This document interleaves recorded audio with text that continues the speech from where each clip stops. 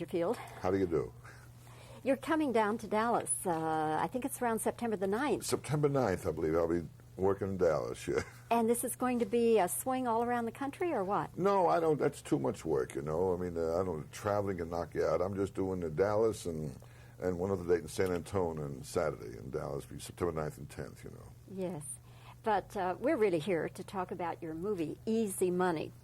And I don't know that there is any such thing as easy money. And after seeing your film, I'm darn sure there isn't any easy money. It should have been called Tough Buck. It's tough making a movie, I'll tell you that. It's a lot of work, tedious, repeat the same thing over and over again. And I'm used to doing stand-up live and having romance with the audience, and this is something that's completely different, you know, and it's much harder than doing stand-up, which I'm used to. As far as the film is concerned, this man you play, he is a fellow who has, in order to get a lot of loot, he has to, for 1 year, to agree not to smoke and not to drink and not to, you know, do anything, lose weight and all this. How close is that guy or his lifestyle to your own lifestyle? Very close. I'm constantly fighting self-abuse. Drink less, eat less, smoke less, and that's how the movie actually got off the ground, trying to find a story, and I thought, well, your own story. Try to stop all this stuff, and I guess most people can identify with it, because we're all trying to learn moderation in whatever our habits are, you know, and that's how that came about. So there's part of me in him, too, trying to stop all these things. But you're still smoking, I see.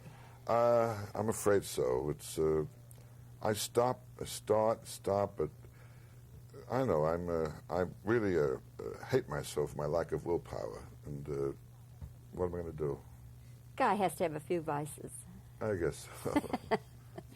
Your real name is not Rodney Dangerfield. No. I was born Jacob Cohen, C-O-H-E-N, 61 years ago in Babbitt, Long Island. I went through school in the name of Jack Cohen, and when I was 19, I changed my name legally to Jack Roy, R-O-Y.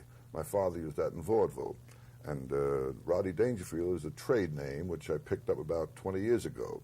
I didn't want to put my name in the paper when I came back in show business, and I told the owner of the place put any other name in, so he put in Rodney Dangerfield. Now, I was going through a very depressed time at the time. I was about 40, and life was caving in, so I went crazy. And so I'll become Rodney Dangerfield. A friend of mine said, take the name. I said, I don't know, it's weird, Rodney. But I took it, and that's how I became Rodney Dangerfield. And I've had so many people ask me about that because they say, he doesn't look like a Rodney. I know. You picture some English magician of some kind or something like that. But that's what I am. What's in a name? Some guy once said that, didn't he? What's in a name? I think some guy in a candy store or something. Then your trademark, the no respect, Rodney. How did that originate? Well, I came back in show business in the early 40s, and I started doing a character where nothing goes right, you know, and I wasn't saying no respect then. I was just saying nothing goes right. I can't take it no more, and life is caving in, and everything was wrong. And then I wrote a joke. I don't get no respect, I said. For joke was I played hide and seek. They wouldn't even look for me. And when you write a joke, you have to write an intro to it of some kind. And so I wrote an intro of I don't get no respect. And I wrote that, and it fit that joke. And then I did the joke, and then people seemed to identify with it. And they said, me too, no respect. And so then I started using that as a handle and everything. I don't get no respect, and then everyone seemed to identify it. I guess nobody gets respect in life. There's always something goes wrong. You feel you're mistreated during the day, or some guy cut you off in traffic, some boss picked on you, you feel I'm got treated right, and that's the whole idea of it all. Everyone can identify with it, I guess. But now it has become such a part of our lexicon. Even the president... That's a big word for me. I never went to college, you know, lexicon. Okay.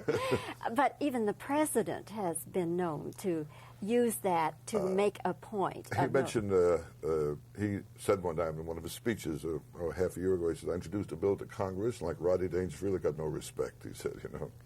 I know it's used in all different forms, sports, here, thou. I read articles, the flower show got no respect, no one showed up, or something like that, but it seems to apply to many areas.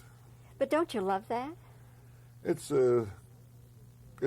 nice, of course. I guess at my age, I'm 61, I don't get too excited about everything anymore. I mean, maybe if I was younger, I'd have more enthusiasm about it. It's very nice that people do it and everything else, but it's okay. It is exciting, but I don't know, perhaps there are other things in life that excite me more. Like what? Well, communication, perhaps. It's very difficult to find that. Talking to a male or female. If you can find someone you can talk to and be understood, that to me is more rewarding than any material things or anything else that's going on, you know. But your whole thing is communication, Rodney. Well, that's in my act. And you write something, or whatever you write is communicating with the public what they'd enjoy. I'm speaking personally. If you meet someone you can talk to personally and be understood, that's a rare thing to find, really, to me. Is it really? I find it difficult. I'm talking about really being with someone who, like we are, being understood. You know? I understand you perfectly, Rodney. I have no Okay. problems. You talk a little fast for a Southern girl, but you know, other than that, there's no problem. No problem. You knew and you even worked with Lenny Bruce, didn't you? Well, we never worked together, but I knew him because I was a singing waiter when I was 19 place, and his mother was a mistress of ceremonies. And I was 19 then, and I met Lenny. He was about 17. I was a couple of years older than he, and he was in the Navy, and then he got out of the Navy, and he started going with me on my jobs. We hung out together quite a bit. I knew him very well. We never worked together because we were both doing singles, you know, but I knew Lenny quite well. What was he like when you knew him?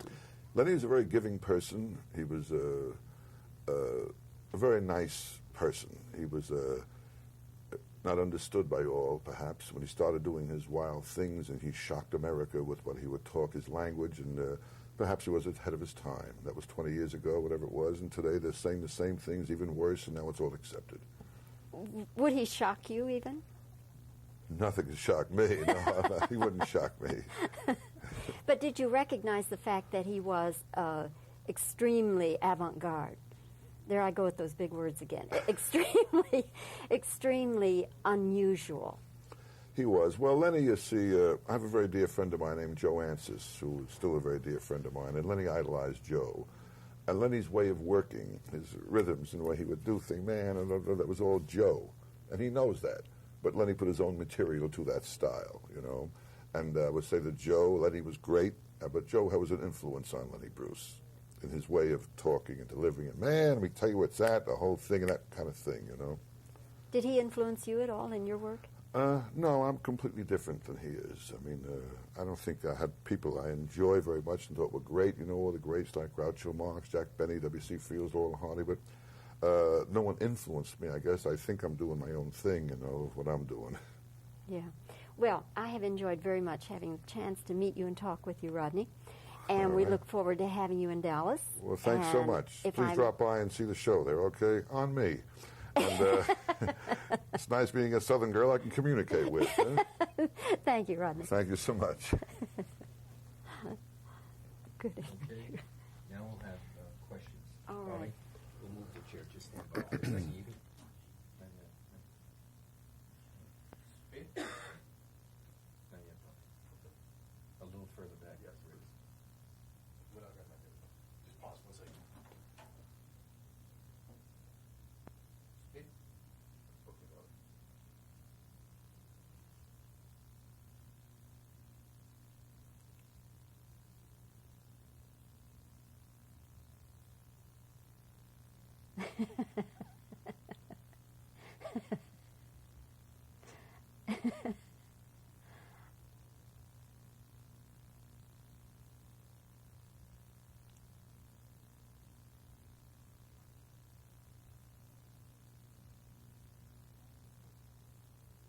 And sound, please. How close is this guy in Easy Money to your own lifestyle? Are you at all like the guy in Easy Money? But I see you still smoke.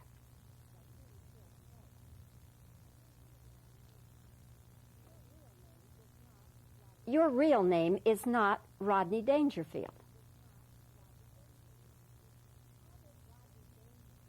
How did Rodney Dangerfield then come about?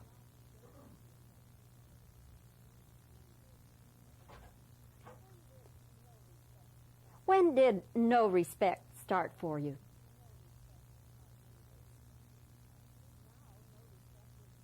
Now, no respect is part of the lexicon.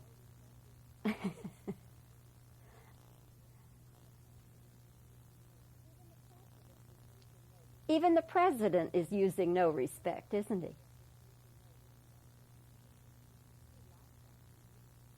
You like that, don't you?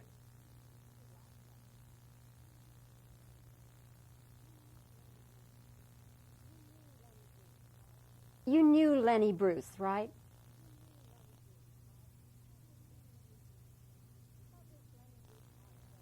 What was Lenny Bruce like when you first knew him?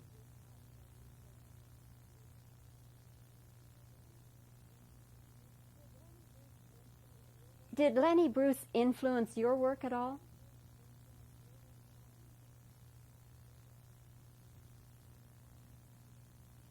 I believe that'll get it. I think that'll do it. Okay.